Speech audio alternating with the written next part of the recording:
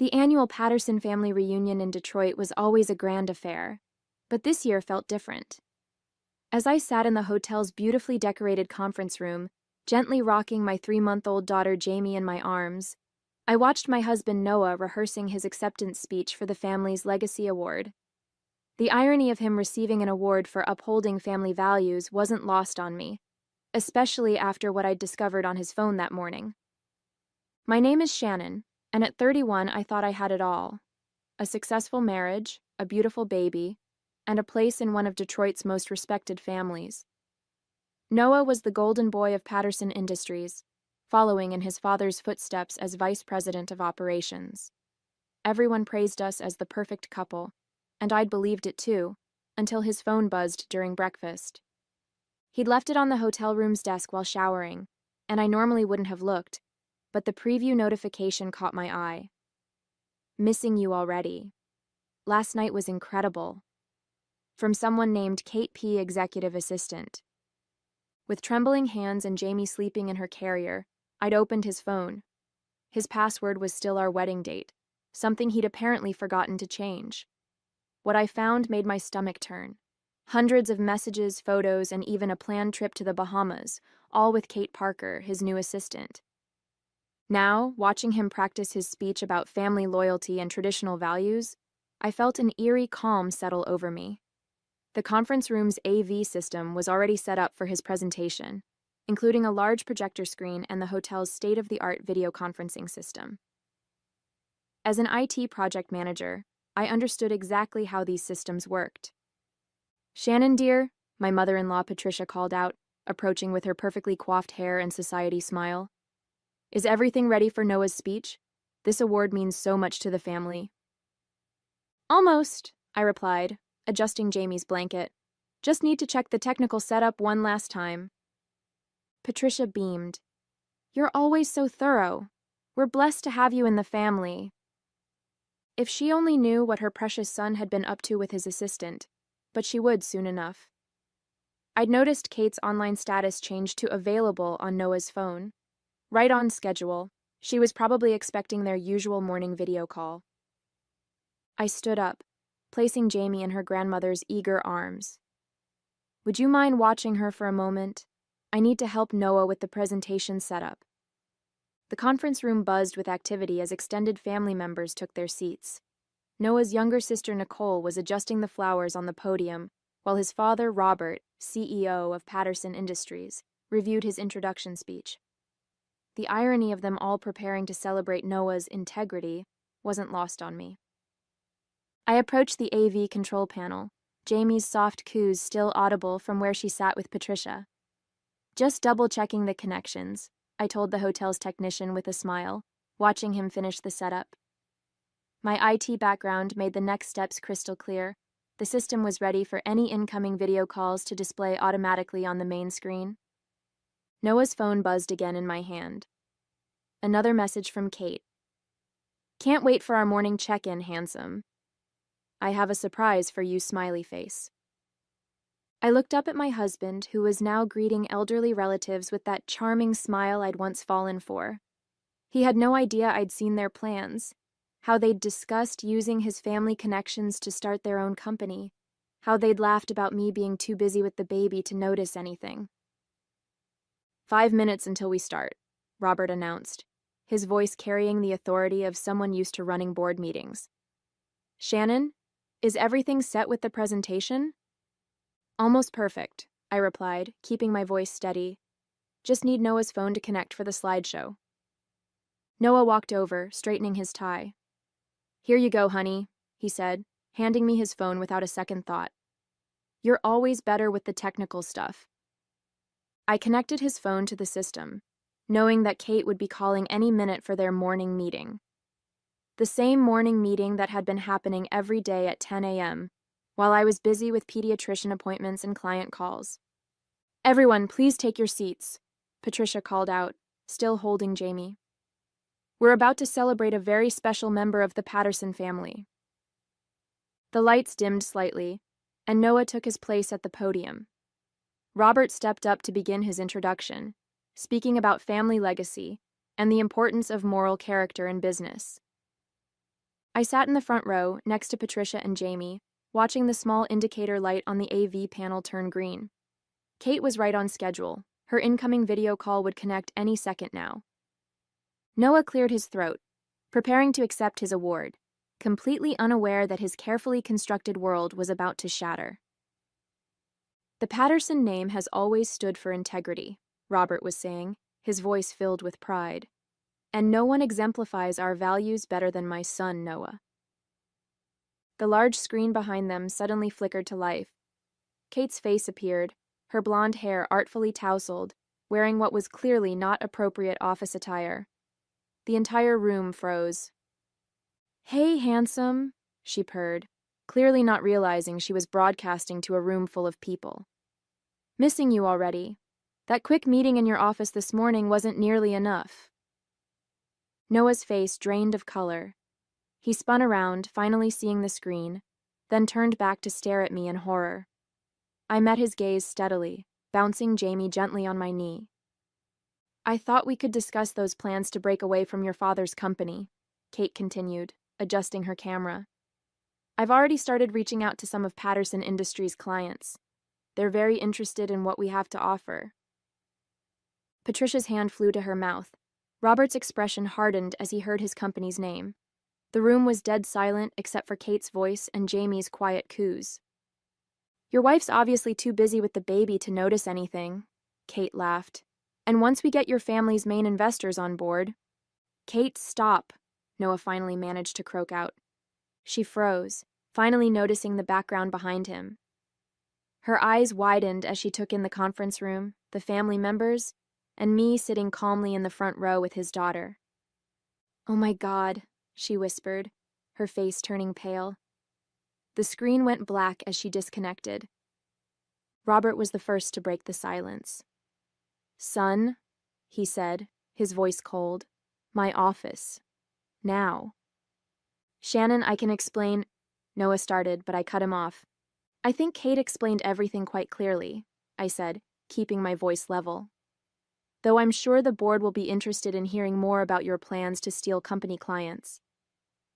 Patricia was crying silently, still clutching Jamie's diaper bag. Around us, family members were whispering, phones were being pulled out, and decades of Patterson reputation were crumbling in real time. I stood up, gathering Jamie's things. "I'll have my lawyer contact you," I told Noah, who seemed to have aged 10 years in the past 5 minutes. "I'm sure you understand I'll be seeking full custody." As I walked out of the conference room, Jamie secure in my arms, I heard Robert addressing the stunned family members. "I apologize for this unfortunate situation. The Legacy Award ceremony is clearly postponed." I didn't look back. Sometimes karma doesn't need any help. It just needs the right stage to reveal the truth. The next 48 hours passed in a whirlwind of activity. I moved into a suite at a different hotel with Jamie, ignoring the constant stream of calls and messages from Noah.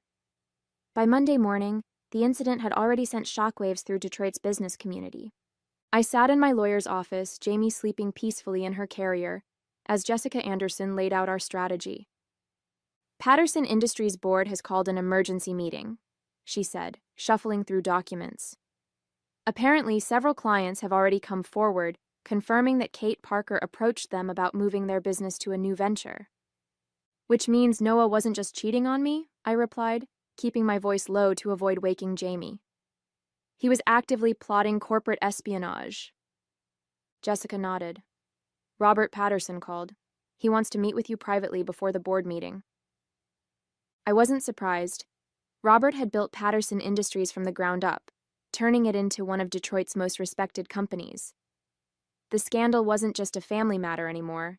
It threatened the business itself.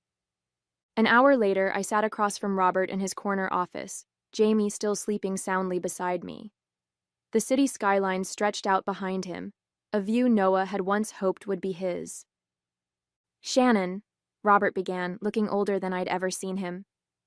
"First, I want to apologize. What Noah and that woman did is unforgivable, both to you and to this company." I nodded, waiting. Robert hadn't built an empire by being sentimental. We've frozen Noah's accounts and access, he continued. Kate Parker has been terminated, and our legal team is preparing action against both of them. But we have another issue to discuss. He slid a folder across his desk. Inside were details of several major client accounts, ones I'd helped secure through my IT consulting work. These clients are threatening to leave, Robert said, not because of the scandal, but because you were their primary technical contact. They trust you. I had worked with many of Patterson Industries' clients, modernizing their systems while Noah took the credit. The irony wasn't lost on me. What are you proposing? I asked, although I already had an idea. We'd like to offer you a position as Chief Technology Officer, Robert replied. The board agrees we need someone with your expertise, especially now. Your integrity and skills are exactly what this company needs to move forward. I glanced at Jamie, thinking about her future. And Noah? His shares will be bought out at minimum value, per the company bylaws regarding ethical violations. He'll be lucky if he avoids criminal charges for attempting to steal trade secrets. Robert's expression hardened. The Patterson name stands for something in this city. He forgot that. You never did. Jamie stirred in her carrier, and I gently rocked her back to sleep. The position Robert was offering would mean security for her future, but it was more than that. It was a chance to build something meaningful from the ashes of Noah's betrayal. I'll need to review the contract with my lawyer, I said finally, and I want a seat on the board. Robert smiled for the first time since the reunion. Already included. We're not losing you to another company, Shannon. Unlike my son, I recognize true value when I see it. The news broke in the Detroit Business Journal the following morning. Patterson Industries announces new CTO amid family scandal. The article was diplomatic but clear. Noah's attempted corporate espionage had failed, and the company was emerging stronger under new leadership. I was reviewing resumes for my technical team when Nicole, Noah's sister, appeared in my new office doorway. She looked uncomfortable, shifting from foot to foot. I just saw Noah in the lobby, she said. He's trying to get past security. Says he needs to talk to Dad about his shares. I continued scanning the resume in front of me. That's not my concern anymore. Security has their instructions. Nicole moved closer, glancing at Jamie sleeping in her portable crib near my desk. He looks terrible, Shannon. Kate apparently took off with most of their money. The Bahamas trip they planned? She went without him, emptied their joint account. Karma works in interesting ways, I replied, making a note on a promising candidate's application. Did you need something specific, Nicole? I have a board meeting in 30 minutes. She sank into the chair across from me. I can't believe he threw everything away. The family name, his marriage, his relationship with Jamie. A commotion in the hallway interrupted her. Noah's voice carried through the open door. I have every right to be here. That's my family's company. I pressed the intercom.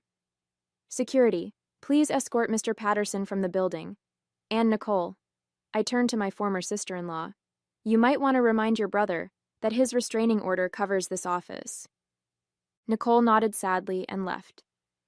Through my window, I watched Noah being led to the parking lot, his once immaculate suit wrinkled, his golden boy confidence shattered. My phone buzzed with a text from Jessica, my lawyer. Kate Parker spotted in Miami. Local authorities notified regarding the corporate theft charges.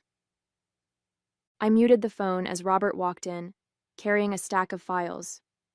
Ready for the board meeting? We're announcing the new cybersecurity division today. Just finished reviewing candidates for the team, I replied, gathering my materials. Also, Noah was here. Robert's expression darkened. I saw. The board's voting on officially removing him as a shareholder this afternoon. His little scheme with Ms. Parker violated every clause in his contract. As we walked to the boardroom, employees nodded respectfully. Many were my new hires, young tech professionals eager to help modernize Patterson Industries. In just 3 weeks, we'd launched 2 new digital initiatives that had already attracted major clients. Shannon, Robert paused outside the boardroom. I know this can't be easy, running into Noah like that. If you need time. I adjusted Jamie's carrier on my arm. What I need is to focus on moving this company forward. Noah and Kate's drama isn't my concern anymore. Inside, the board members were already seated. These were the same people who used to dismiss me as just Noah's wife. Now they looked to me for leadership. Let's begin, I said, taking my seat at the table. We have a company to run. The quarterly investors' meeting fell exactly 1 month after the family reunion incident. I stood at the podium presenting our new technology initiatives to a packed conference room, the same room where Noah's deception had been exposed. Our cybersecurity division has already secured contracts with 3 major financial institutions, I explained, gesturing to the growth charts behind me. Patterson Industries is positioned to become a leader in financial technology protection. In the back of the room, a television played silently, tuned to a local news channel. I noticed a few board members glancing at it during my presentation, and when I turned to change slides, I saw why. Kate Parker's face was on the screen, being led into a Miami courthouse in handcuffs. Without missing a beat, I continued my presentation. Our second quarter projections show a 40% increase in tech sector revenue. Later in my office, Robert filled me in on the details. She tried to sell proprietary information to one of our competitors. Unfortunately for her, they have more integrity than she does. They contacted us immediately. And Noah? I asked, organizing reports on my desk while Jamie played with her toys in her corner of the office. Still claiming he knew nothing about her attempts to steal company secrets, but the evidence suggests otherwise. Robert handed me a folder. The FBI found these in Kate's apartment. Inside were detailed notes about Patterson Industries' clients, including information that only Noah would have had access to. There were also emails outlining their plan to start a competing company using stolen data and connections. The board's lawyers estimate he's looking at significant legal consequences, Robert continued, both civil and criminal. I closed the folder. That's not my concern anymore. Have you seen the proposal from the tech startup in Singapore? Before Robert could respond, my assistant stepped in. Mrs. Patterson. She caught herself. Ms. Kennedy, sorry. The developers are ready for the new system test. Thank you, Evelyn. I stood up, gathering my tablet. Robert, we can discuss Singapore over dinner. Patricia's still coming to watch Jamie, right? He nodded, smiling at his granddaughter. She's the only good thing that came from all this. As I headed to the development floor, I passed the wall of company photos. The old one showing Noah and me at last year's charity gala had been replaced with a new image. Me speaking at a tech conference, announcing Patterson Industries' digital transformation initiative. My phone buzzed with a news alert. Former executive assistant pleads guilty to corporate espionage, faces up to 15 years. Below it was another message, this one from Noah's lawyer, attempting yet again to negotiate terms for his shares. I archived both notifications without reading further. The development team was waiting, and we had actual work to do. The company's future wasn't going to build itself. Okay, team, I said, entering the conference room filled with eager young developers. Show me what you've got. 1 year after the family reunion incident, I stood in my office overlooking downtown Detroit, Jamie playing with blocks at her little desk beside mine.